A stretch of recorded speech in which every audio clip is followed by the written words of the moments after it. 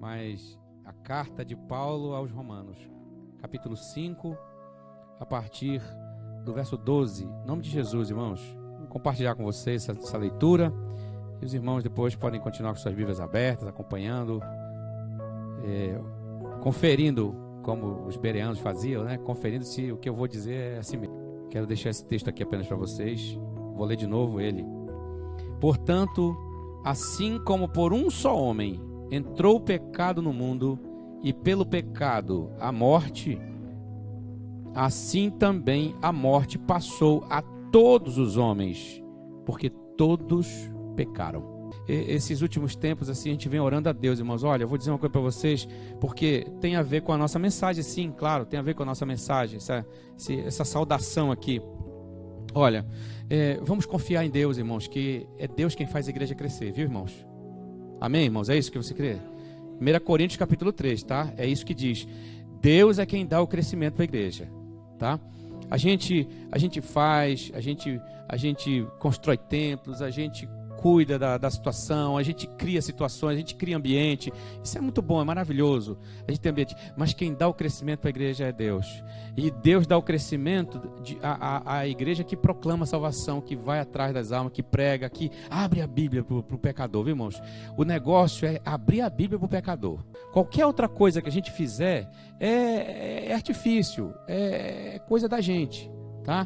É querer pescar, tipo como pescar tucunaré com isca viva, né? A gente tá o tucunaré abocando, a gente pega ele. Depois, se ele tivesse consciência, ele dizia: puxa vida, se eu soubesse que era a isca artificial, né? Aquela luminosa. Se o tucunaré pudesse raciocinar, pensar e dizer: puxa, se eu soubesse que era uma isca luminosa, não teria corrido atrás. Assim também, às vezes, o pecador, a gente quer atrair o pecador, irmãos, a gente quer atrair o pecador com artifícios da gente. A gente quer criar a situação para o pecador. A gente quer fazer o evangelho ficar engraçadinho às vezes, atrativo, politicamente correto, né? Um evangelho agradável, palatável. Mas o evangelho, irmãos, ele não depende de absolutamente nada para atrair e para salvar o pecador, viu, irmão? O evangelho não depende de absolutamente nada para atrair o pecador. A Bíblia diz que o evangelho por si só e em si é poder de Deus para a salvação de todo aquele que crê. A gente só precisa crer nisso. O que está acontecendo hoje? O que está acontecendo nesses dias de relativismo, né? Que nós estamos vivendo um tempo de relativismo de tudo aquilo que é absoluto, das coisas absolutas. Ora, o evangelho é uma mensagem absolutamente capaz de salvar o pecador. Não é relativamente capaz. A Bíblia não diz que o evangelho é possivelmente capaz de salvar o pecador. A Bíblia não diz que o evangelho é relativamente capaz de atrair e salvar o pecador. Não, a Bíblia diz que o evangelho é poder de Deus para salvar aquele que crê. O que está acontecendo com a gente hoje? Nós estamos tão encantados com as novidades do mundo, com as culturas brilhantes do mundo. E as culturas brilham, a cultura brilha. A cultura ela cria uma espécie de mundo de fantasia para nós. E o povo de Deus, né, ele tende a gostar, a admirar o tempo presente, as circunstâncias, sabe, as coisas, os novos comportamentos, as novidades, as tecnologias. Essas são muito interessantes para a gente usar, mas o evangelho não precisa. O evangelho não depende. Vou dizer uma coisa para você. Vamos lá, vamos com coisa bem banal. Coisa bem banal. Vamos imaginar que de repente o WhatsApp e Facebook e tudo que fosse mídia social acabasse de uma hora para outra. Eu pergunto, o evangelho deixaria de ser poder de Deus para salvar o que crê? Não! O evangelho só precisa de um homem, de uma mulher que esteja cheio do Espírito, abra a boca e fale. E Jesus vai salvar através de você. Só precisa de gente no mundo. Só precisa de gente no mundo. Imagina, acabou mídia social, acabou tudo, acabou televisão, acabou rádio. Porque tem outra coisa, nós precisamos ter um programa de rádio. Não, nós precisamos ter televisão, a igreja vai crescer. Nós precisamos ter um programa de rádio. A igreja vai crescer se tiver um programa de rádio. Não, agora tem que ter um programa de televisão para a igreja crescer. Não, agora é o seguinte, vamos fazer grupo e vamos semear o evangelho nas mídias sociais, na WhatsApp e tal, não sei o que, no Facebook, no Plim, o que tiver. Não é isso, cara. O evangelho por si só, em si, ele é poder de Deus. Você só precisa abrir a boca. E às vezes nem precisa abrir a boca, você só precisa estar presente ali. A luz de Cristo vai brilhar através de você. Sabe, porque o evangelho, primeiramente, ele aparece na gente, independente até de falar ou não. O evangelho dentro de nós, ele é tão poderoso, ele é tão forte, que não é necessário imediatamente você abrir a boca e falar. Você não precisa necessariamente abrir a boca e falar. A tua vida, as tuas atitudes vão falar mais alto que tuas palavras. E o evangelho vai aparecer assim. Presta atenção num negócio interessante que Jesus falou em Mateus capítulo 5, verso 16. Do 13 em diante já vai falando. Vocês são a luz do mundo, vocês são o sal da terra, né? Do verso 13 Jesus diz, vocês são a luz do mundo. Verso 14, vocês são o sal da terra, tal. Aí chega no verso 16, Jesus diz assim: assim brilha a vossa luz diante dos homens, para que ouçam as palavras de vocês. Foi assim que Jesus disse? Não, para que vejam as vossas boas obras e glorifiquem a vosso Pai que está nos céus. Primeiramente, o primeiro testemunho do evangelho dado por nós é o testemunho das atitudes, não necessariamente das nossas palavras. As palavras são secundárias. As palavras, elas estão num plano secundário do testemunho. O testemunho do evangelho, ele é dado primeiramente através de atitudes.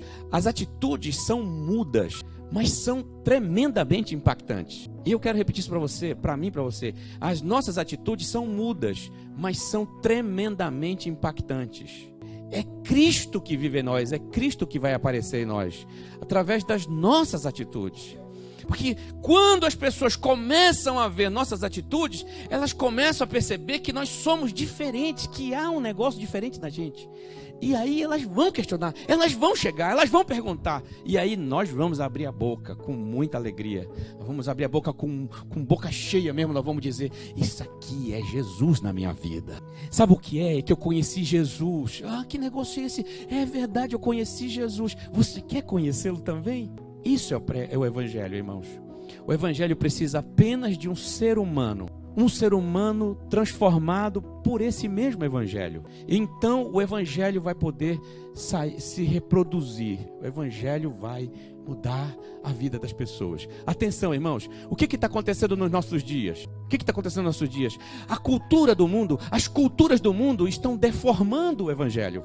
O evangelho está tomando formas que não são próprias dele, não são nem da sua estética e nem da sua essência. O evangelho está sendo deformado pelas culturas. As culturas seculares, elas estão deformando o evangelho porque nós parece que entendemos que a gente criou uma ideia na cabeça de que a gente precisa imitar ou importar ou se apropriar ou emprestar a cultura secular para dar ao evangelho uma cara simpática, para que esse evangelho atraia as pessoas a Cristo. E aí eu faço uso de uma palavra muito forte de um grande pregador da atualidade, um grande pregador mesmo do evangelho da atualidade, escritor, ele é conferencista no mundo todo, norte-americano, o reverendo Paul Washer. Ele diz o seguinte, e é muito sério isso aqui, ele diz: quanto mais nós usarmos métodos carnais para atrairmos as pessoas à igreja, para Cristo não, para a igreja, vai ser necessário nós criarmos, nós temos criatividade para produzirmos mais métodos carnais para atrair, porque elas não vão se saciar. Nós vamos atrair métodos carnais para atrair as pessoas para Jesus. Só que depois nós vamos precisar de métodos carnais para mantermos elas na igreja, porque senão elas vão embora, elas saem. Porque os métodos que nós usamos não foram os métodos do evangelho, que por si só é o poder de Deus para a salvação de todo aquele que crê. Então, amados, olha só, aí a gente vai para essa aqui, a gente vai para essa situação. O evangelho, em alguns lugares, para não dizer na maioria dos lugares, ele está sendo deformado pelas culturas. Mas é o contrário. O contrário e que a gente vê na Bíblia. O evangelho, quando ele está presente, ele deforma as culturas. Ele deforma os costumes. Quando eu falo de cultura, estou falando de costumes, de comportamentos, tá? De comportamentos da realidade, do mundo, das sociedades, das convivências humanas, das relações humanas. Isso é cultura. É aquilo que nós produzimos no dia a dia, é que produzimos ao longo dos tempos e chama-se cultura. Os costumes de uma sociedade, os regionalismos e aquilo que chamamos de cultura nacional.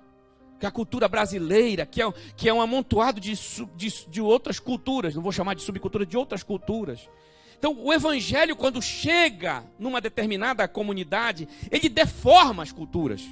Ele deforma a cultura secular.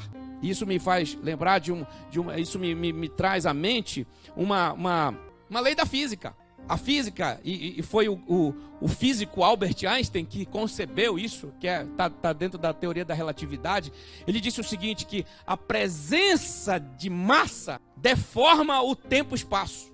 Então, a presença de massa no ambiente deforma o tempo e espaço. Você não está vendo, mas o tempo e espaço está deformado pela presença da gente aqui. Está deformado. Está acontecendo curva. O tempo e espaço está cheio de curvas nesse momento aqui, por causa da presença de massas, da massa humana. Assim como a massa deforma o tempo e espaço, o evangelho, a presença do evangelho deforma as culturas. Então o evangelho não depende das culturas para ser evangelho, para ser poder de Deus para a salvação de todo aquele que crê. O evangelho precisa apenas de gente transformada pelo próprio evangelho e que saia por aí deformando as culturas, deformando costumes de pessoas. E é isso que a gente vê na Bíblia, no capítulo 16 de Atos dos Apóstolos. Quando os apóstolos chegaram em Filipos, eles começaram a pregar o evangelho. As pessoas foram renunciando às bruxarias, foram renunciando seus ídolos. E aí eles acabaram sendo presos, porque eles libertaram a mulher adivinhadora que dava lucro para a sociedade daquele tempo. Era o turismo místico. Ela era adivinhadora, tinha um espírito de adivinhação. Os discípulos chegaram pregando o evangelho, gente renunciando tudo, abandonando seus vícios, abandonando suas idolatrias. A mulher foi liberta, não teve mais lucro na cidade, acabou o turismo da feitiçaria. Então o que aconteceu? Eles foram presos, e quando eles estavam diante das autoridades, eles foram acusados da seguinte maneira, diz assim: estes homens, olha só, diz assim, estes homens, eles estão perturbando a nossa cidade e nos ensinam doutrinas que que não é lícito nós praticarmos. Ou seja, o evangelho, ele chega numa determinada comunidade, ele chega numa determinada sociedade, ele vai deformando as culturas. Por quê? Porque pessoas vão abandonando seus vícios. Aconteceu isso muito no século XVIII, lá na Europa. Os grandes avivalistas pregando o evangelho, os motéis fechavam, os bordéis fechavam, né? As tabernas fecharam, porque não tinha mais gente para comprar bebida. Não tinha mais cliente para os cabarés, não tinha mais, foi fechando tudo. A Europa passou um tempo de reavivamento, porque o que foi isso? O poder do evangelho. O evangelho deforma as culturas. O evangelho ele vem para cima do pecado, irmãos. O evangelho está sempre em litígio com o pecado, irmão. O evangelho está sempre digladiando com o pecado. O evangelho está sempre batendo de frente com o pecado. Não há trégua, irmãos. Não há trégua entre o evangelho e o pecado. O evangelho está sempre partindo para cima. O evangelho já chegando e chega batendo de frente. Não tem trégua, não existe troca de figurinha. Não existe diplomacia entre esses dois reinos, irmãos. Não existe diplomacia. E a mensagem que a gente veio falar para vocês, já foi dado o tema, as consequências do pecado. Bom, a Bíblia Sagrada, ela vai nos mostrar, isso fica muito claro na Bíblia, que o pecado é uma atitude de rebeldia contra Deus. O nome dado é pecado, mas o pecado, ele pode ser estendido no seu conceito como uma ação ativa ou passiva de rebeldia, de transgressão ao mandamento, à lei de Deus. Isso pode acontecer de várias formas. E o pecado entrou no mundo. Essa atitude de rebeldia entrou no mundo. E você diz assim: puxa, mas Deus criou o homem perfeito. E como é que explicar esse negócio de Deus criar o homem perfeito e de repente o homem pecar, o homem transgredir? Sim, Deus criou o homem perfeito, mas o homem não é Deus. Ok? Vamos começar por aí?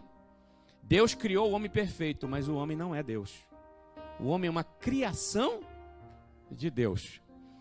Se Deus tivesse criado o homem perfeitinho, tudo direitinho, só com comandos de ação, o homem fosse programado para agir dentro de uma limitação, dentro de um limite de ações, estaria tudo perfeito até hoje. Tudo perfeito até hoje. Não teria acontecido absolutamente nada. Por quê? Porque o homem seria uma criação de Deus, uma criatura de Deus, porém não dotado com características que são próprias de Deus. O ser humano é o único ser criado por Deus aqui neste ambiente chamado Terra, que foi chamado de imagem e semelhança do seu Criador. Os demais seres vivos não são imagens e semelhança de Deus. Somente o homem. Por quê? Porque o homem tem características que são próprias do seu Criador. E aí, como é que a gente vê? Que características são essas? Nós temos, quando a gente vai estudar a Bíblia, né? Andando pela Bíblia, nós vamos ver que Deus, ele possui atributos próprios dele. E que se refletem no ser humano. Eu vou citar alguns deles apenas, para não esticar a conversa.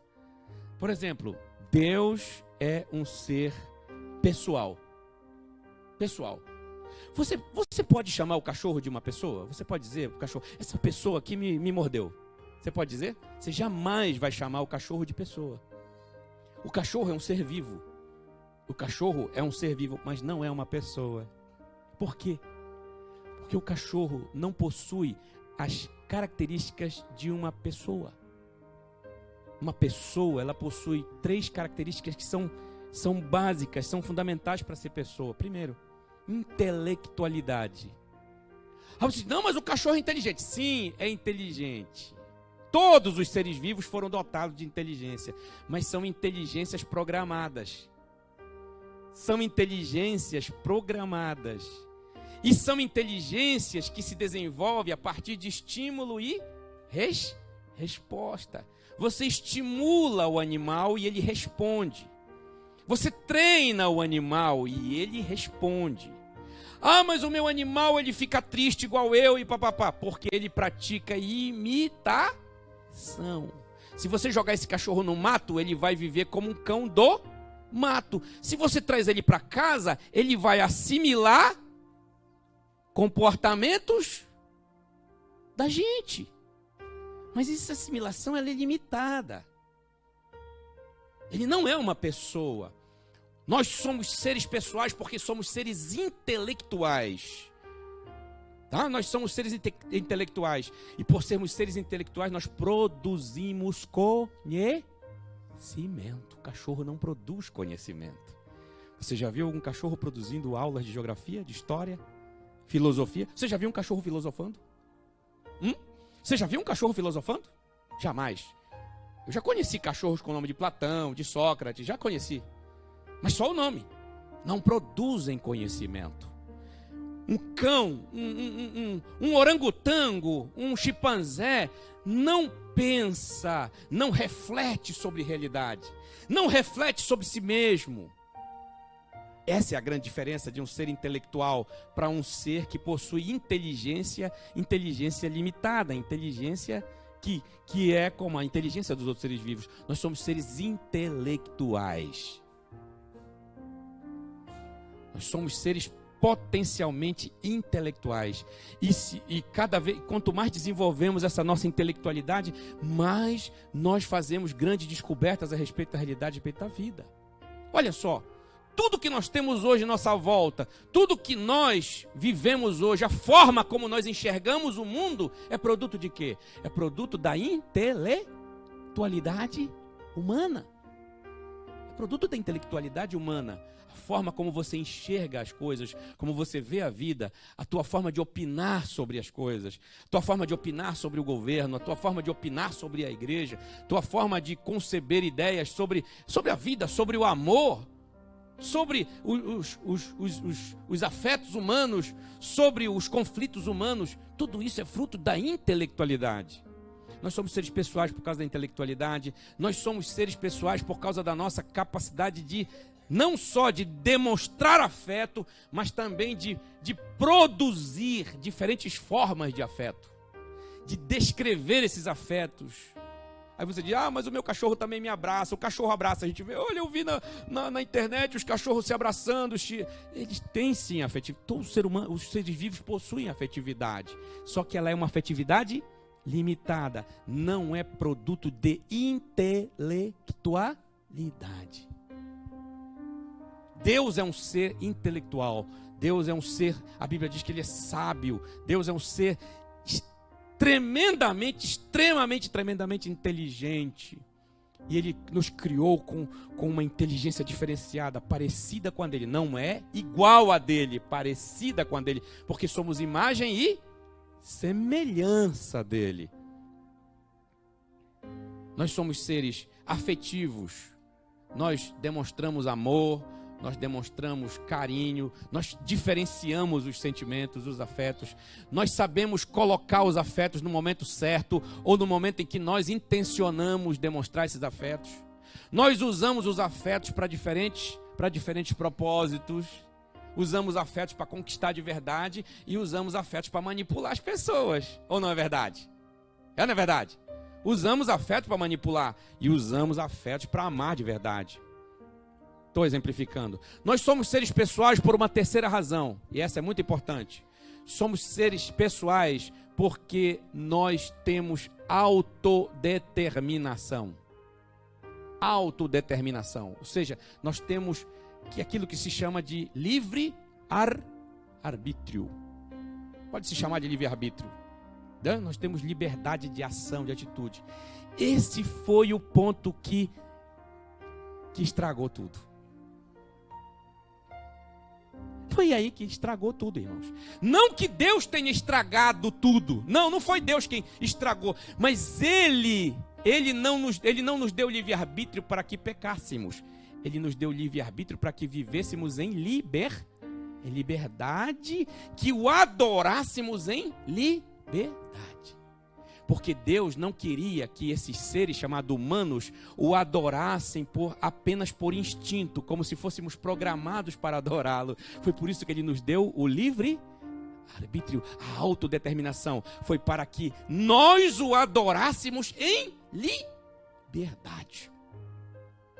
E atenção, uma coisa muito importante que eu gosto de colocar nessa situação. A liberdade, irmãos, o preço da liberdade chama-se eterna, ela só é liberdade na medida em que você vigia essa liberdade. Porque toda liberdade possui limites. O próprio Deus, sendo um ser pessoal, ele é um ser onipotente, a Bíblia diz que ele é um ser livre. A Bíblia diz que ele é um ser livre, ele é capaz de fazer todas as coisas. Ele é onipotente, mas ele não faz, porque ele cria limites para ele mesmo. Eu vou exemplificar uma coisinha para vocês. Por exemplo, uma coisa simples daqui da nossa realidade. A Terra.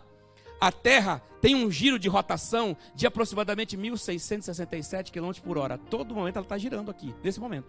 1.667 km por hora. Existem ligeiras variações nesse movimento de rotação, ligeiras variações, em função da própria perfeição da criação, para que haja para que os movimentos da Terra possam ocorrer e para que haja também a movimentação dos ventos, porque se não houvesse rotação, você não tinha vento.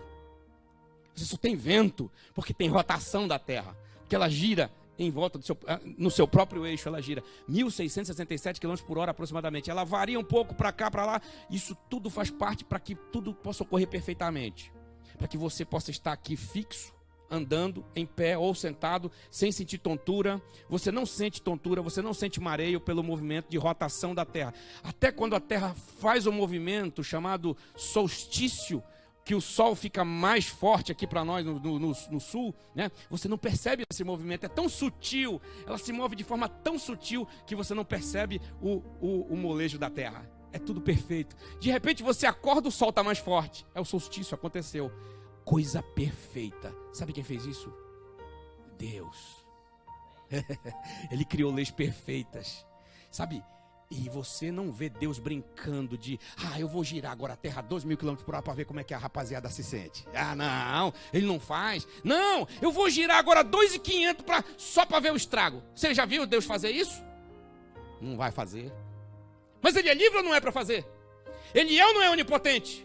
Mas ele não faz, porque ele é um Deus que obedece às suas próprias leis. Ele cria as leis e ele se coloca dentro dessas leis. Ele é livre, mas a liberdade dele é uma liberdade que ele mesmo vigia. Ele é livre, ele é onipotente, ele é poderoso, ele pode fazer tudo, mas ele também é um Deus justo. Ele é um Deus justo. Ele se encaixa nas suas próprias leis. Leis naturais, leis físicas, está tudo se movimentando. Deus não fica brincando de chacoalhar o universo, não. Ele não fica brincando de chacoalhar a terra. Não, agora eu vou virar a terra para ver a bagaceira acontecer. Não faz isso, não. A terra está girando há milênios. Sabe lá quanto tempo? Até antes da gente existir. A terra está girando no mesmo movimento de rotação, no mesmo movimento de translação em volta do Sol. Ela gira a 105.000 km por hora em volta do Sol. Isso percorre 930 milhões de quilômetros na órbita solar. Ela faz isso em 366 dias. 365, de 4 em 4 anos, 366 dias. Sabe o que acontece? O Criador disso estabeleceu leis para isso acontecer. E ele não muda essas leis. Ele pode ou não pode mudar? Pode, mas ele não as transgride. Então, quando ele criou o homem com esse mesmo propósito de viver em liberdade e não ultrapassar os limites estabelecidos pelas leis. E Deus não deu ao homem só leis naturais, leis físicas. Deus também deu ao homem leis morais. Leis que regem. Por quê? Porque o homem não é só um ser pessoal. O homem também é um ser moral. Você não pode dizer que um cachorro, que um gorila, que um chimpanzé, que uma cobra, que um papagaio. Mas o papagaio fala, ele imita. O papagaio imita. Não fala não, ele imita, ele é imitador. Um dos melhores que a gente conhece. Ele não fala, porque ele não pensa. A fala é produto do pensamento. Você só fala porque você primeiramente pensa. Eu só estou falando porque a minha fala, porque primeiramente foi precedida pelo meu pensamento. Tudo que estou falando aqui para vocês é resultado do meu pensamento, da organização mental, elaboração do pensamento. Então sai a fala, sai a linguagem. Tá? Então Deus cria o homem como um ser moral. Então o homem é um ser pessoal, porque tem intelecto, porque tem afetividade, porque tem vontade, determinação, é autodeterminado, tem livre-arbítrio ou tem arbítrio, dado por Deus. E ele é um ser moral, porque Deus colocou nesse homem, Deus implantou no homem a sua lei. Sua lei. Você nunca vai ver um tribunal de macacos, ou vai ver? Você nunca vai ver animais, seres vivos da floresta reunidos para o julgamento de um outro bicho que fez alguma arte na mata. Você nunca vai ver. Os animais têm instinto de defesa, de autodefesa, de sobrevivência. Tem o instinto de cadeia alimentar, devoram-se uns aos outros na cadeia alimentar e respeitam a cadeia, hein? Então Deus criou o homem como um ser pessoal e como um ser moral. Eu vou ficar só por aqui, porque tem muita coisa nesse assunto. Foi aí, irmãos, que Deus correu um grande risco. Criando um ser parecido com ele. Claro que numa infinita proporcionalidade, o homem é proporcionalmente um nada perto de Deus, mas é uma criatura de Deus. Esse homem foi dotado de características próprias do seu Criador. Isso significou um risco para o próprio Deus. Ao criar o ser humano, irmãos, saiba disso. Deus estava criando um risco para ele. Mas ao criar o risco, ele também se precaveu, porque Deus é previdente. Deus se antecipa a tudo. Deus está sempre antecipado a todas as coisas.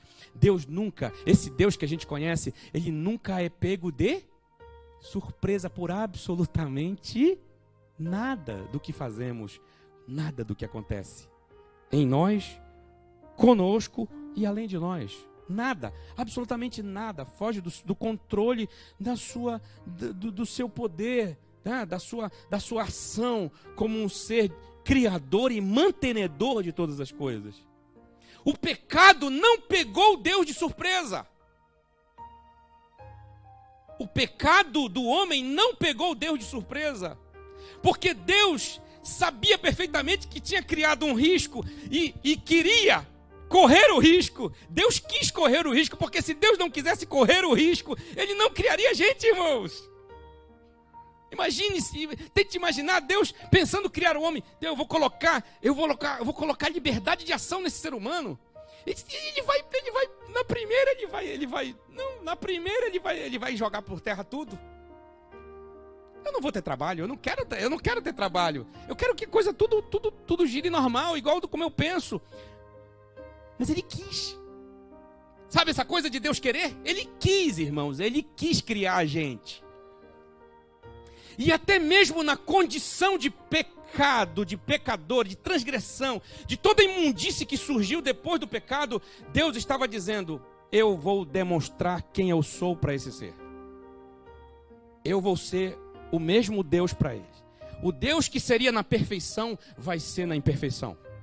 O Deus que seria na integridade, na fidelidade, na obediência, também será no pecado desse homem. Eu vou ser o mesmo Deus para eles.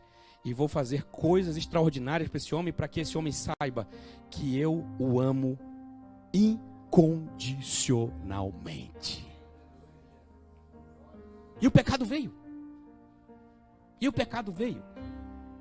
E o homem, de uma maneira boba, pecou. Daí a gente vai lá, quem pecou? Foi Eva. Não, foi Adão primeiro. Quem pecou primeiro? Foi Adão. Não, pastor, foi Eva, porque foi Eva que pegou o fruto e comeu. Não, foi Adão que pecou primeiro. Mas como? Não pode ser. Não. Quando Jesus chegou no jardim, que foi Jesus, era Jesus pré-encarnado, entra no jardim ali na terra, quando a Bíblia chama de jardim, entrou na terra. A terra era o jardim, né? É, perfeito. Quando Deus entrou no jardim, entrou na sede desse jardim onde estava Adão e Eva, ele pergunta por quem? Ele chama Eva? Ele chamou Eva? Não, ele chamou quem, irmãos? Adão, onde estás? Onde estás, Adão? E ele todo sem graça: Senhor, eu escondi, eu estava escondido. Mas por que tu te escondeste? E aí vai aquela conversa toda que você já sabe. Jesus prestou conta com Adão. Ele não foi atrás de Eva. Sabe por que ele prestou conta com Adão? Porque Adão era o guardião da terra. Lúcifer só teve acesso a este espaço de terra, a este espaço terráqueo, porque Adão lhe deu permissão, porque não vigiou, deixou ele entrar. Foi por isso que Jesus cobrou dele. Por que, Adão? Porque Adão foi colocado para governar. Adão era o vigia da terra. E ele não vigiou. E ele deixou alguém que estava louco para fazer uma desgraça aqui. Entrou. E a permissão foi dada assim por Deus. Porque Deus havia capacitado Adão com poderes tão fortes que ele tinha condição plena de expulsar o diabo daqui. Deus não entrou na briga. Mas por que Deus... Porque mimimi pra cá. Não. Deus não entrou na briga. Porque Adão não era nenhum coitadinho. Adão era um ser glorioso. A Bíblia diz no Salmo 8, diz assim que Deus criou o homem de tal forma que ele estava, ele assim, olha, como é que diz lá? E de glória e de honra o coroaste. que nós somos hoje, irmão, você olha para você e diz assim, olha que pessoa bonita. Você olha para o irmão, nossa, que pessoa bonita, que beleza no ser humano. Olha, o ser humano é tão belo, é tão bonito. Irmãos, nós não somos mais nada belos. Você pode ter pessoas muito bonitas esteticamente, mas essa beleza nada tem a ver com a beleza da criação que foi dada no início. Todos nós somos seres deficientes físicos, mentais, morais e espirituais, irmãos. Você diz, eu tenho uma criança ali que tem uma síndrome, por exemplo, a síndrome de Down. Tadinha, ela é deficiente. Não, irmãos, todos nós somos. Olha, só para você ter uma ideia, a própria ciência já verificou isso, já faz muito tempo. Nós não usamos 10% da nossa capacidade cerebral, da nossa capacidade intelectual. Sabe o que é isso? Isso é deficiência. É deficiência mental. Todos nós somos mentalmente deficientes. E não é só essa deficiência. O DNA do ser humano foi alterado com o pecado. Toda a química, porque tudo que funciona em nós, tudo que produz ação, sentimento em nós, é química que está dentro de nós. Deus colocou isso, Deus colocou química dentro de nós. Circulam em nossos neurônios químicas, são produzidos químicas pelo nosso organismo. Serotonina, morfina, adrenalina, todos esses inas da vida, tudo é produzido pelo organismo, tudo isso produz reações. Isso tudo está defeituoso, tudo está contaminado pelo quê? Pelo pecado. Já correndo rápido nesse negócio, Deus prestou conta com Adão, Adão caiu, Adão foi desfigurado da glória de Deus. Adão e Eva eram seres glorificados, gloriosos. Não me pergunte como era isso, mas era. Havia uma glória no ser humano, que a Bíblia chama de glória, que era um revestimento de perfeição. Era um revestimento de perfeição nesse ser humano. Coisa maravilhosa que manteria esse homem por toda a eternidade. Perfeição física, perfeição visual, perfeição estética, perfeição mental, a perfeição em tudo. Perfeição moral. Mas o homem precisava manter a vigilância. O preço da liberdade. Isso é bíblico, viu, irmãos? Isso não é filosófico, não. Isso é bíblico. O preço da liberdade é a eterna vigilância. Jesus deixou bem claro isso. Ele disse assim: vigiai e orai para que não entreis em tentação. É o preço da liberdade. É o preço da integridade. É a eterna vigilância com oração, com comunhão com Deus. Então o homem, irmãos, foi separado da glória de Deus. O que é que diz lá na Bíblia Sagrada, em Romanos? Olha aqui que diz. Romanos capítulo 3. Não é isso mesmo que diz? Romanos capítulo 3, verso 23. Verso 23. O que é que diz? Pois todos pecaram. Como é que está aí na sua Bíblia? Todos pecaram e estão destituídos da glória de Deus. Quando Paulo fala em glória de Deus, ele está dizendo, todos foram destituídos da perfeição gloriosa de Deus. Porque Deus é santo e ele não compactua com o pecado. Então ele teve que retirar a sua glória do homem. Teve que retirar a perfeição, a sua santidade. A santidade pura dele foi retirada do ser humano. E o ser humano ficou do jeito que é hoje. Entrou em estado de corrupção. Corrupção. Vamos pegar nossa Bíblia e ver Isaías capítulo 24. Quero convidar você para ler esse texto, se você puder acompanhar. Está meio escuro aqui, mas para vocês aí, para mim tá bom, tá?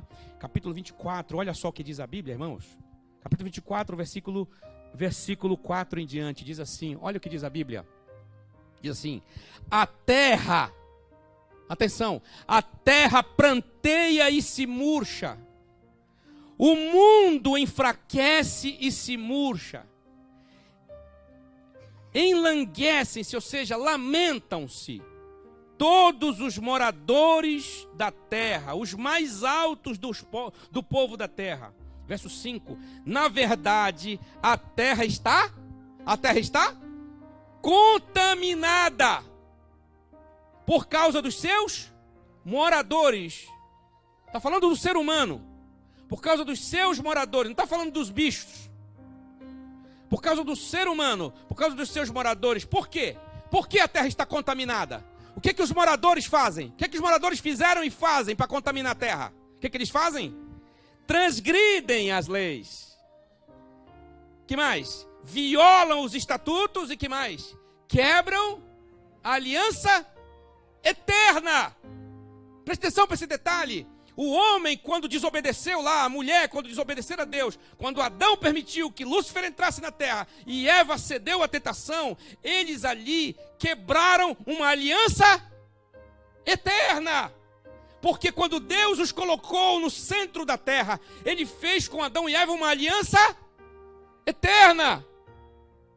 Mas eles quebraram com a desobediência. Eles romperam a aliança eterna. E essa aliança vem sendo rompida ao longo de toda a existência do ser humano, ao longo de toda a história da humanidade. Por isso que Isaías, pelo Espírito Santo, diz: violam os estatutos e quebram a aliança eterna. Verso 6, o que é que diz? Por isso, a maldição consome a terra, e os que habitam nela se tornam culpados. Por isso serão queimados os moradores da terra, e poucos homens restarão. Poucos. O que é que a Bíblia diz? Poucos restarão. Lá em Apocalipse, quando você vai ver os livros, o livro da vida e o outro livro, e a outra parte, diz assim: e abriram-se livros. E nesses livros foram achados os não salvos. Só que quando fala dos salvos, apenas fala de quê? O livro. Olha.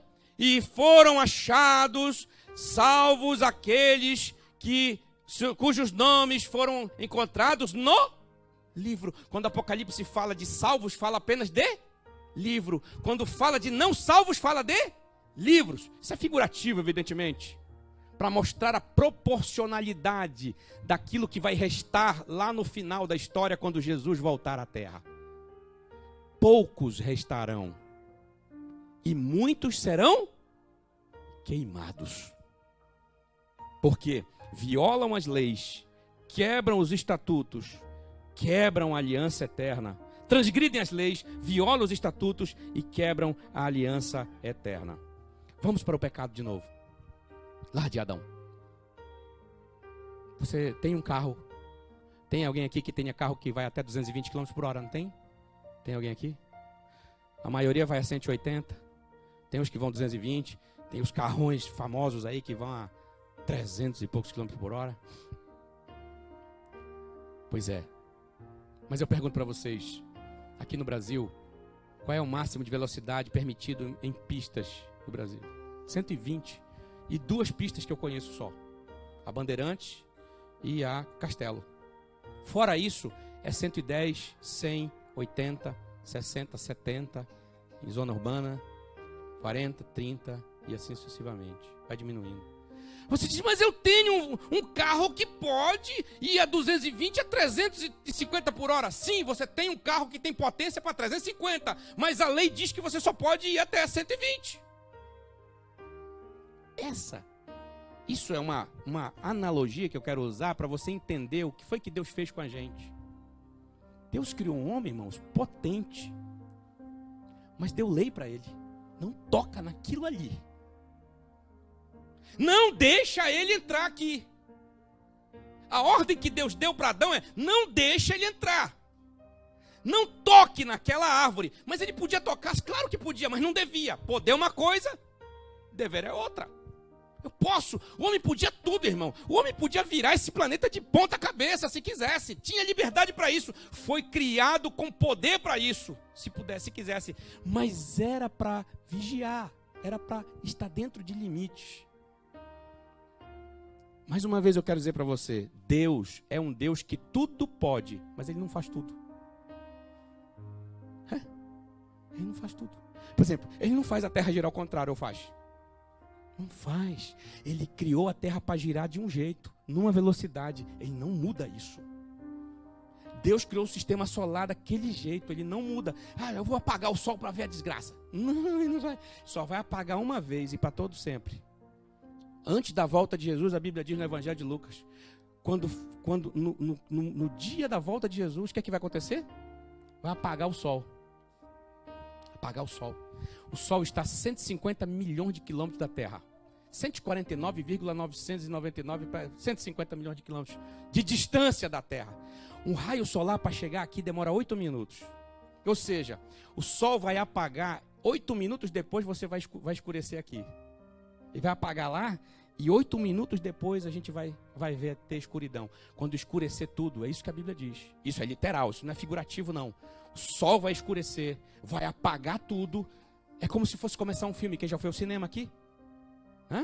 Você vai assistir, já assistiu, está tudo aceso, tal, tocando a música de fundo, parará, todo mundo sentando, comendo sua pipoca, tomando seu refrigerante. Vamos assistir o filme. Aí daqui a pouco, o que acontece? Apaga a luz. O filme vai rodar. É assim que vai acontecer na volta de Jesus. O sinal físico da volta de Jesus vai ser o quê? A escuridão. O sol vai apagar. 8 minutos depois haverá escuridão aqui na terra. E quando escurecer tudo, vai acontecer um abalo no universo. E Jesus vai romper as dimensões celestiais para pegar a sua igreja, para arrebatar a sua igreja. Aleluia. Glória a Deus. Por enquanto, nós estamos vivendo com a realidade do pecado. Deus criou o homem a 500 por hora, mas disse que você só vai correr até 250. É isso. É isso que Deus faz com Ele mesmo. Deus pode tudo, irmãos, tudo. Ele é onipotente, Ele é plenipotente, mas Ele marca limites no seu próprio poder. Ele não muda os seus limites. A Bíblia diz isso várias vezes. O Senhor não muda os seus limites. Ele cria leis, estabelece leis e Ele mesmo se coloca nessas próprias leis. Jesus, Deus, quando se encarnou e veio aqui à terra, o que Ele fez? Ele foi obediente a todas as leis, irmãos. Ele foi obediente à lei divina, à lei moral. Ele foi obediente às leis cerimoniais, porque ainda estavam valendo. Ele ainda não tinha morrido na cruz. Foi obediente, ele foi circuncidado, ele foi batizado. Não precisava, mas foi batizado. Se batizou, obedeceu tudo direitinho. Ele foi, pagou imposto, mandou pagar imposto para César. Ele foi obediente em tudo. A Bíblia diz que em tudo ele foi obediente. Olha que coisa maravilhosa. Que maravilha. Ele é Deus, Ele que criou. Foi Jesus que criou tudo, irmãos. Foi o Filho. Deus, a divindade, criou todas as coisas através do Filho. Está escrito isso em Hebreus capítulo 1, de 1 a 6. E Deus não ultrapassa os seus próprios limites. Isso Ele queria que acontecesse conosco. Era isso que Ele queria que Adão fizesse. Era isso que Ele queria que a descendência de Adão fizesse. Que vivesse em liberdade vigiada. Vou repetir, o preço da liberdade é a eterna vigilância. É isso que Deus faz, é isso que Ele queria que o homem fizesse, mas o homem não fez. Adão e Eva ainda não tinham tido nem o primeiro filho e já jogaram tudo para fora. Sim, a Bíblia mostra isso, irmãos. A Bíblia diz assim, por um homem, como foi que nós lemos? Capítulo 5 de Romanos, por um homem só entrou o pecado no mundo. Eva não engravidaria sozinha. Ela precisava do homem. Ela precisava de Adão. Por isso que a Bíblia chama de Adão. Por um homem entrou o pecado no mundo. Adão contaminado pelo pecado, Eva também contaminada pelo pecado, os dois destituídos da glória perfeita de Deus, os dois avançaram os limites das leis divinas, os dois avançaram os limites da lei divina, os dois transgrediram, os dois foram infiéis, os dois romperam a aliança eterna. Então agora a única coisa que restava a Deus era o seguinte: se distanciar da glória deles, distanciar deles em glória, porque Deus, um dos atributos de Deus é que Ele é santo. Deus não poderia compactuar, estar envolvido com o homem nessa. Um homem perfeito, pecador, não tem como. Perfeição de Deus não envolve pecado, não envolve transgressão, injustiça. Deus é um Deus perfeitamente justo, perfeitamente santo. Então o que aconteceu, irmãos? O homem passou a procriar, a sua descendência já nasce toda defeituosa. Primeiro filho de Adão, e atenção, não pense que foi Caim, porque a Bíblia não diz isso. Vamos desmistificar esse negócio também. A Bíblia diz que Caim nasceu, que Abel nasceu para poder mostrar o primeiro homicídio, o primeiro assassinato. A Bíblia diz lá em Gênesis, na genealogia de Adão, a Bíblia diz que Adão teve filhos e filhas. É muito, teve demais.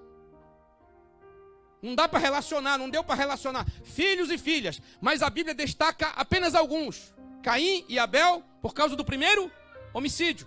Depois Sete, depois Enos, descendência de Adão, para ilustrar as atitudes, algumas coisas. Sete substituindo Abel, e Enos, porque Enos começou a cultuar a Deus, como nós, culto conjunto, proclamar, glorificar a Deus assim da forma como nós fazemos. Quem sabe foi o primeiro pastor, primeiro obreiro, formou a primeira congregação. O homem passou a conviver com o pecado, irmãos. Tudo, consequências do pecado, caiu da glória de Deus, perdeu a perfeição, deixou de ter a perfeição, a imortalidade. Então isso, morte. O que diz o capítulo 5, 12? Assim: portanto, assim como por um homem entrou o pecado no mundo, e pelo pecado, a morte. Paulo não faz alusão aos detalhes, ele joga logo para o final, ele diz assim: e pelo pecado, a morte. E quando você vai ver a morte, você vê o ser humano todo arrebentado, todo contaminado, todo corrompido. A desobediência, o pecado do homem trouxeram a corrupção. O que é corrupção? A expressão corrupção significa degradação, decomposição, a autodestruição. Corrupção, em que sentido? Em todos os sentidos. Primeiro, a corrupção física. O homem deixou de ser perfeito fisicamente, passou a ser mortal. E se passou a ser mortal, se tornou doente.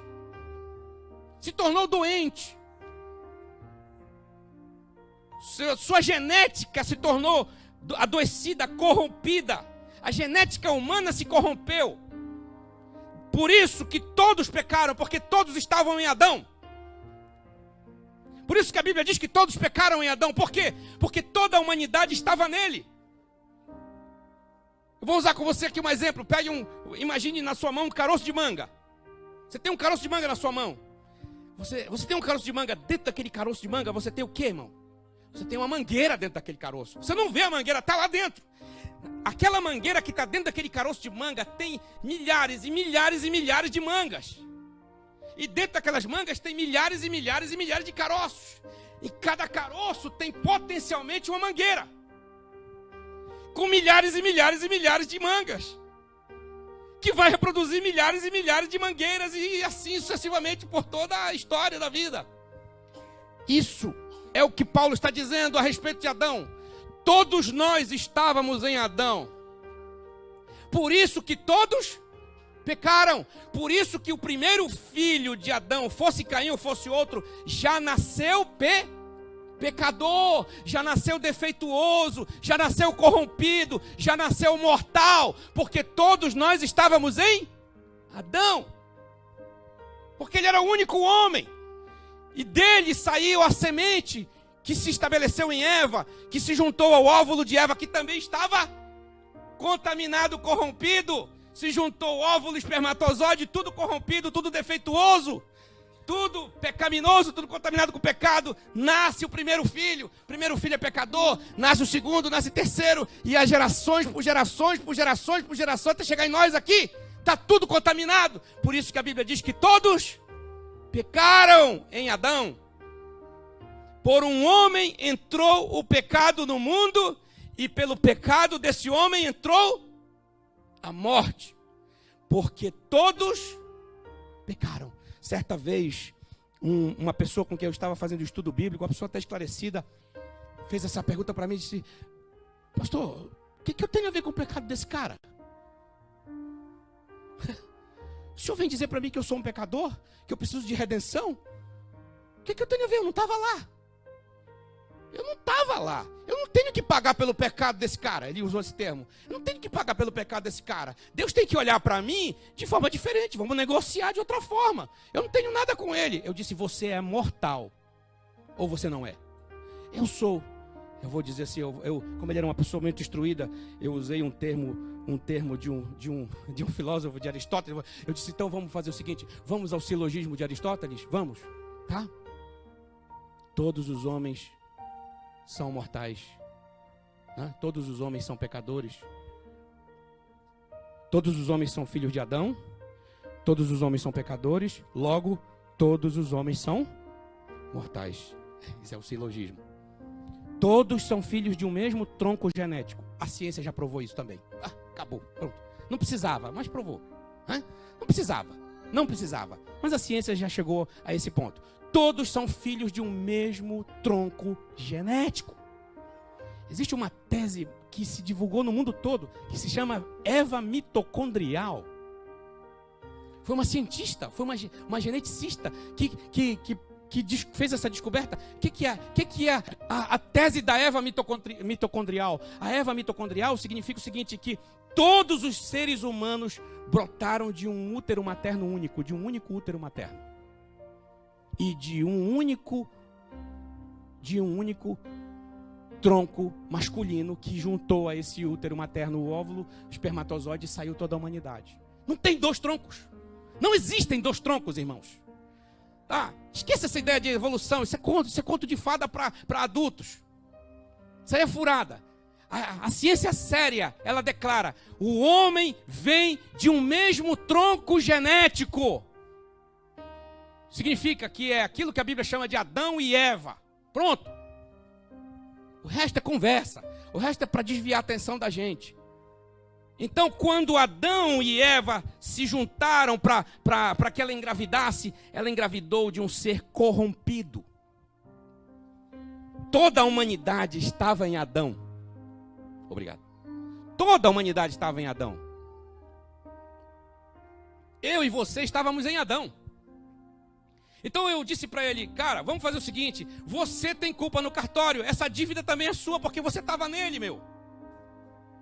Você estava dentro de Adão. Você era uma das mangueirinhas lá que estava dentro dele. Você era a semente de Adão, a sua vida estava na semente dele. Você surgiu agora no século 21, no século 20, que isso foi no século passado que eu conversei com ele. Né? Anos 90. Você estava lá, cara. Você estava lá na genética de Adão. Você surgiu agora, século 20. Mas você estava lá dentro dele. E não adianta, você deve também. E não adianta você correr da responsabilidade, porque você é mortal. Se você é mortal, você é pecador. E se você é pecador, você é filho de Adão. Acabou a conversa. Você precisa de um redentor. E esse redentor não pode ser nenhum filho de Adão. O redentor da humanidade não poderia e não pode ser um filho de Adão. Tem que ser o filho de outro ser. E esse outro ser só pode ser o Criador. Então tem que ser o filho do Deus vivo.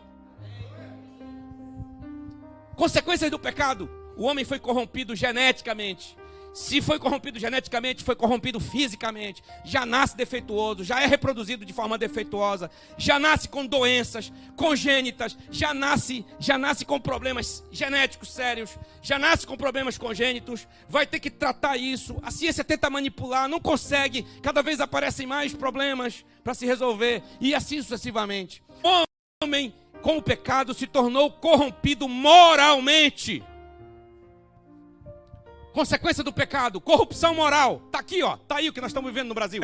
É que os filhos de Adão fazem o bem para se dar bem. Esse é o problema.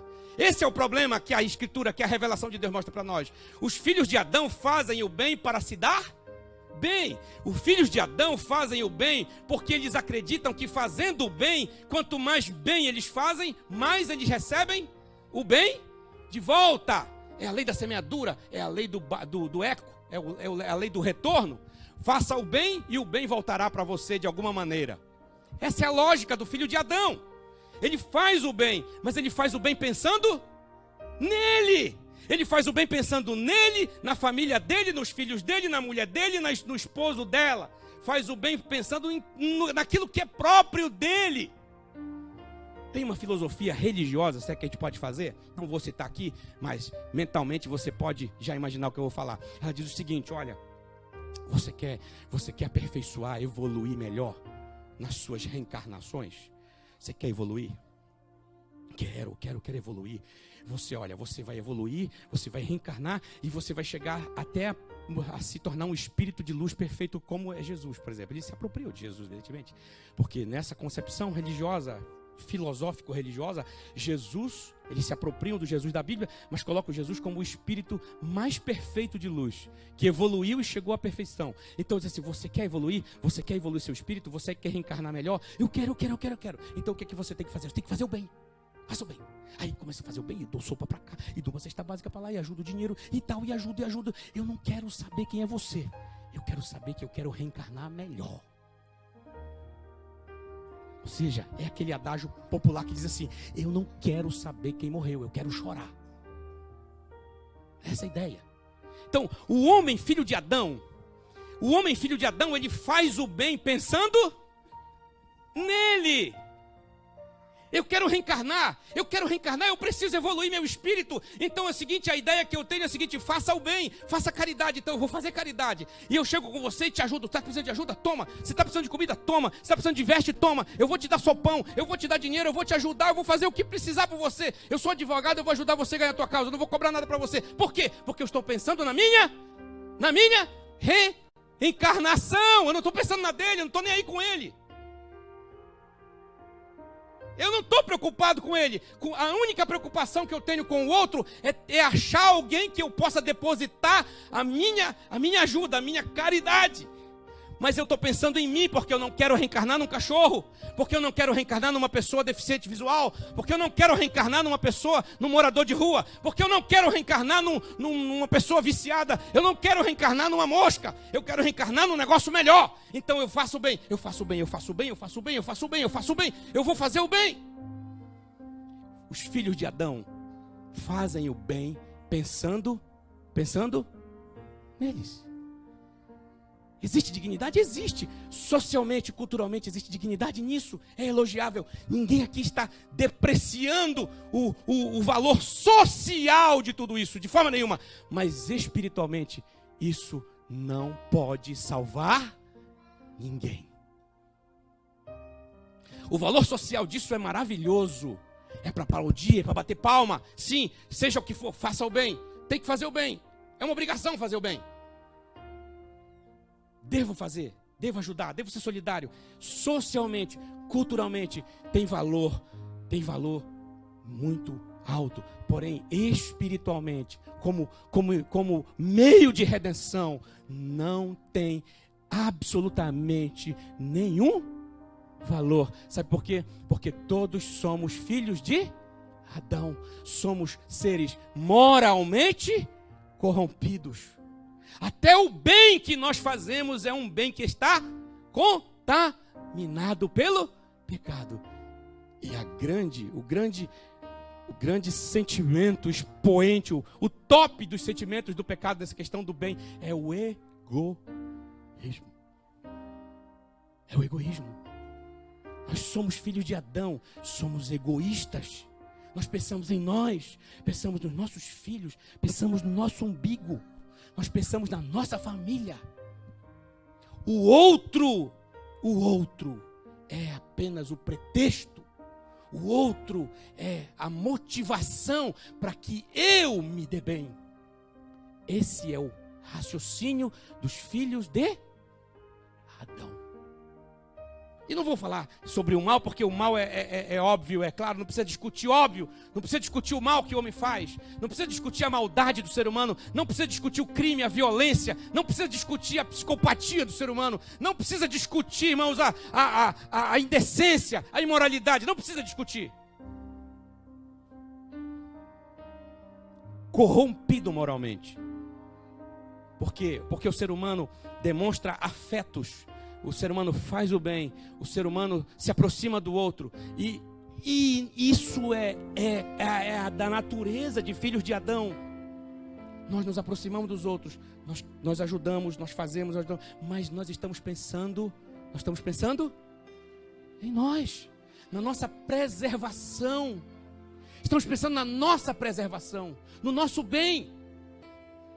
Você vai ouvir depois, já te explico o resto, o outro lado.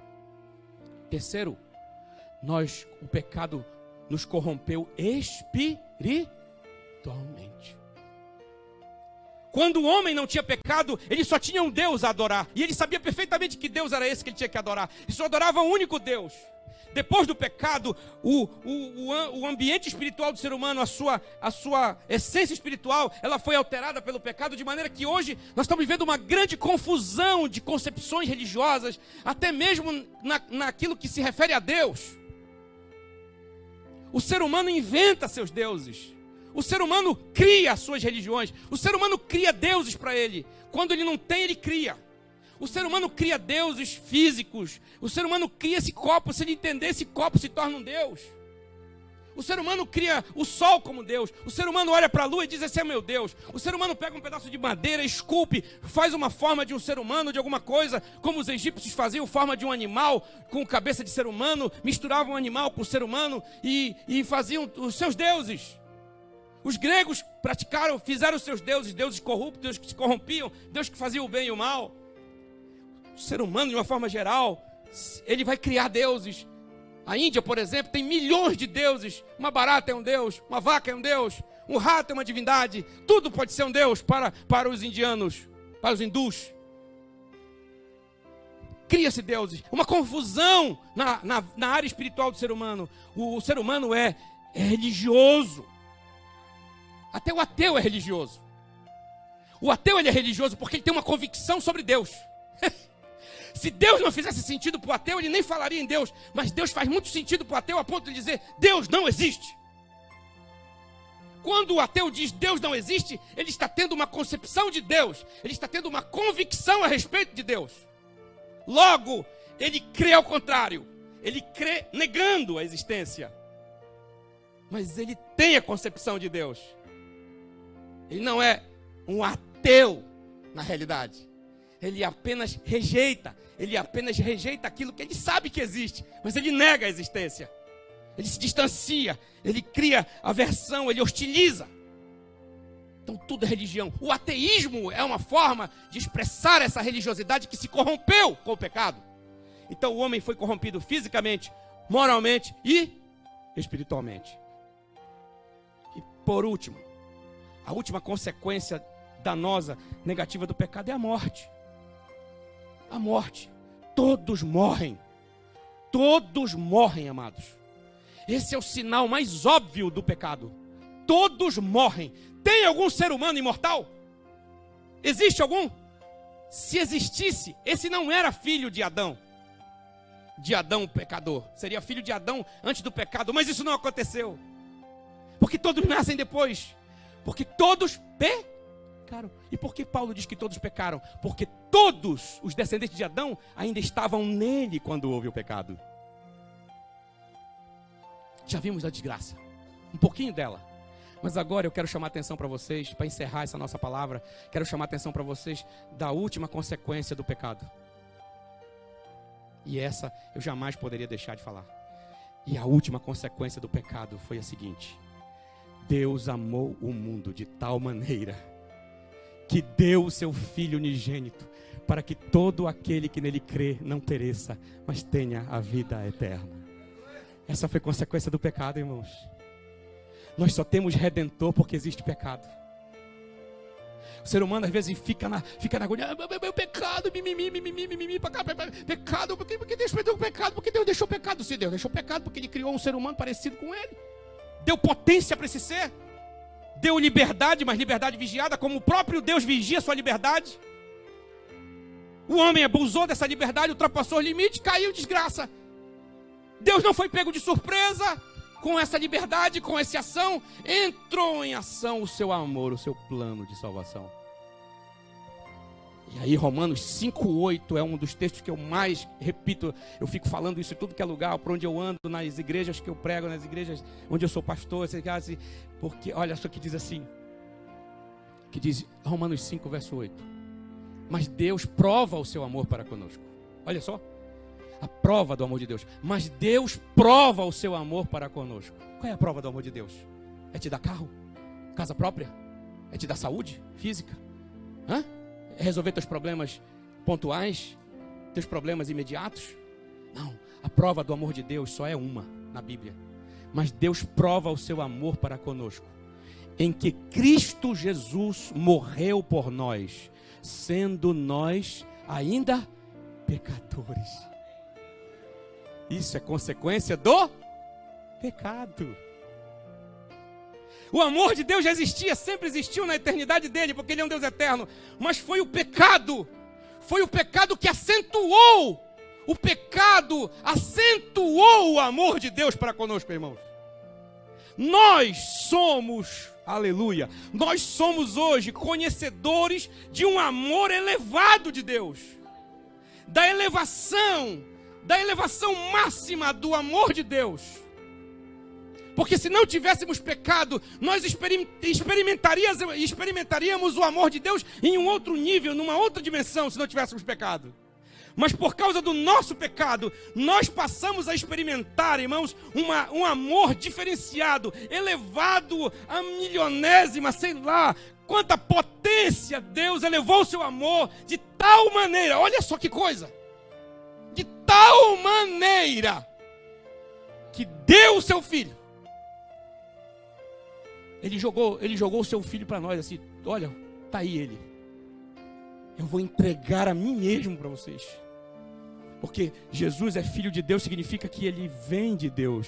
Ele veio do céu. Capítulo 8 de João diz assim: vocês são da terra, eu sou lá de cima.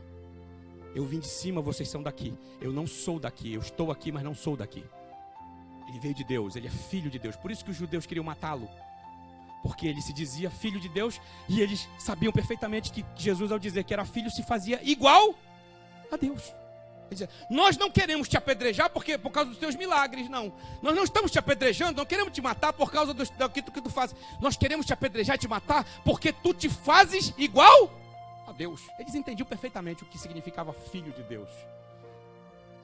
Então Deus prova o seu amor para conosco, em que Cristo Jesus morreu por nós, sendo nós ainda pecadores. Deus não fez uma proposta assim, olha, se vocês deixarem de ser pecadores, eu vou até vocês. Não, ele veio até nós, sendo nós, isso significa, sendo nós ainda hostis a ele, inimigos dele. Está escrito aqui em Romanos. Romanos diz que nós éramos inimigos de Deus. Inimigos. Até hoje o ser humano é inimigo de Deus, ele rejeita Deus. O ateu diz, Deus não existe. O outro diz assim, não, depois eu entro em contato com ele. Depois eu aceito ele. Por enquanto não dá. O outro diz assim, eu não tenho tempo ainda para fazer parte desse negócio. Eu ainda não me decidi, eu ainda estou pensando. Ainda estou tentando resolver meus problemas. Eu ainda quero casar, eu quero ter filho, sei lá, eu quero fazer negócios. Quero ganhar um dinheirinho, depois eu penso nesse negócio. São formas de hostilizar. São formas de rejeitar o amor de Deus. Amor gracioso, amor maravilhoso, amor sem medida, amor que amor que não se mede. É imensurável esse amor de Deus. Eu quero só, antes de terminar, eu quero só mostrar para você, um ponto que eu preciso deixar para você esclarecido, segundo a palavra de Deus. A palavra de Deus nos diz que antes de conhecermos a Jesus, nós podemos até fazer o bem e sermos até religiosos, Mas isso de nada tem valor para a nossa redenção. Tem valor social, tem valor moral para a humanidade, mas não tem valor para a nossa redenção, porque somos filhos de Adão, somos pecadores imortais. Filho de Adão não pode salvar filho de Adão com absolutamente nada. Nem que dê a sua vida por outros filhos de Adão, não tem valor essa morte. Ela pode ter um valor de honra humanitária, mas não de redenção. Somente um poderia morrer pela humanidade, um que não poderia ser filho de Adão. Por isso que Jesus nasce dentro de uma virgem. Por isso que nasce numa virgem, porque não teve semente do Pai humano. Ele apenas ocupa o ambiente natural e físico da virgem, mas ele não é fruto da junção biológica de um homem e de uma mulher. Porque se Deus permitisse isso, então nasceria mais um pecadorzinho na terra, e ele não poderia ser o nosso Salvador. Por isso que o Espírito Santo vem sobre Maria e deposita nela o Filho de Deus. Deixa lá dentro do seu útero, e ele vai se desenvolvendo ali dentro. Ele cresce naturalmente, ele assume a natureza humana. Ele se desenvolve, ele sai, ele vem em forma de uma célula. Ele vem em forma de uma célula, se multiplica em 2, em 4, em 8, em 16, em 32, 64, e vem e forma o embrião, e forma o bebê, e aos 9 meses ele sai. Mas ele não é filho de Adão, porque ele não foi gerado da forma natural. Ele veio do sobrenatural, ele veio de cima, ele veio do alto, ele veio de Deus. É Deus conosco. Por isso que o anjo disse para Maria: e o seu nome é Emanuel, que significa Deus está entre nós. Aleluia. Antes de conhecermos a Jesus, nós fazemos o bem para nos darmos bem, naturalmente. E não admitimos quando nos fazem mal, nós ficamos tristes. Nós fazemos o bem para honrar o nosso nome, isso é verdade. Nós fazemos o bem para honrar o nome da nossa família, isso é verdade e é correto fazer, tem que fazer. Só que isso fazemos enquanto filhos de Adão. Depois que somos adotados por Deus através de Cristo, todo o bem que nós fazemos não é mais para honrar o nosso nome. Sabe disso? Essa é a Bíblia Sagrada que diz para nós.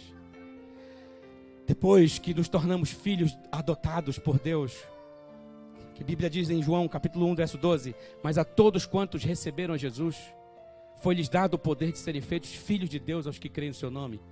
Depois que conhecemos a Jesus, todo o bem que fazemos agora não é para nos darmos bem, porque a gente vai saber, a gente vai tomar conhecimento que nem sempre o bem tem em troca o bem. Todo o bem que vamos fazer agora é um bem para glorificar aquele que agora vive em nós. O apóstolo Paulo resume bem isso em Gálatas capítulo 2, versículo 20, quando ele diz assim, em Filipenses, ele diz assim, Filipenses 3, ele diz assim: porque para mim, por favor, para mim, o viver é Cristo. Eu não faço mais o bem para honrar o meu nome, porque eu morri. Eu morri. Você morreu. Você morreu. Agora é Cristo que vive em você. O apóstolo Paulo fala em Gálatas 2:20 diz assim: já não sou mais eu quem vivo, mas Cristo vive em mim. E a vida que agora vivo na carne, ou seja, que vivo nesta natureza humana, eu vivo na confiança do Filho de Deus, que me amou e se entregou por mim. Então todo o bem que eu faço agora, depois de ter conhecido Jesus, depois de me tornar filho adotivo de Deus em Cristo Jesus, todo o bem que eu faço agora é para glorificar a Jesus, é para honrar o nome dele, não mais o nome da minha família. A minha família precisa se salvar, a minha família precisa fazer a mesma coisa também.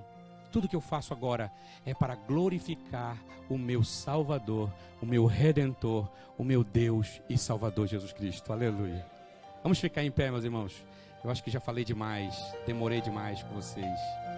Mas eu não podia deixar de transmitir para vocês, sabe, uma fagulhinha, um cascalhinho dessa riqueza espiritual que tem para nós, para nossa salvação, para nossa alegria. Apesar de todas as consequências maléficas do pecado, nós temos uma que vai resolver o problema do pecado. E foi consequência do pecado. Deus amou o mundo de tal maneira que deu o seu Filho unigênito para que todo aquele que nele crê não pereça, mas tenha vida eterna. Deus prova o seu amor para conosco, em que Cristo Jesus morreu por nós, sendo nós ainda pecadores. Deus abençoe a todos. Deus abençoe sua vida. Creia em Jesus. Creia firmemente em Cristo. Abrace isso. Deus te amou antes da fundação do mundo. Deus te ama incondicionalmente. Deus quer que nós nos salvemos. Quer que nós sejamos salvos. Amém?